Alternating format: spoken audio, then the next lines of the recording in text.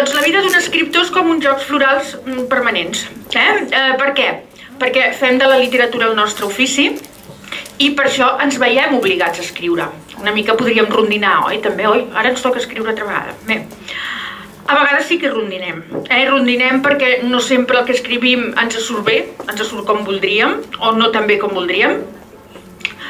Rondinem perquè la literatura no té el reconeixement que hauria de tenir, sobretot la literatura infantil i juvenil. Rondinem per moltes coses, els escriptors també com tothom, però hi posem molta il·lusió amb això que fem, amb aquesta feina. I quin és el nostre premi en aquests jocs florals en els que intervenim tot l'any? Doncs veure la nostra obra publicada i tenir davant uns lectors que se l'han llegida. Aquest és el gran premi.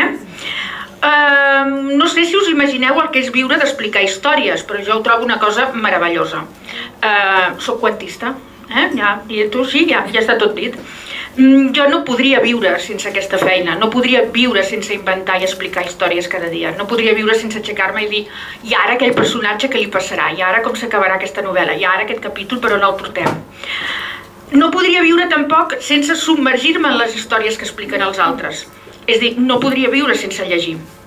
Perquè, no ho sé, aviam si algú té una resposta, però hi ha alguna aventura més poderosa que llegir?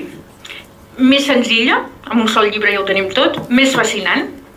Hi ha algun joc d'aquests que trobem a tot arreu, que jo també soc molt aficionada, no us penseu, que ens demani tan poc i ens doni tant? Llegint jo he conegut coses del passat i m'he imaginat el futur. He viatjat fins a terres que sé que no trepitjaré mai. He conegut personatges que viuen amb mi ja, que no me'ls puc treure de sobre. Un llibre sempre m'ha fet companyia quan necessitava companyia, quan em sentia sola. És un amic i no ens traeix. És un amic que s'espera sempre allà a la seva lleixa que el tornem a agafar.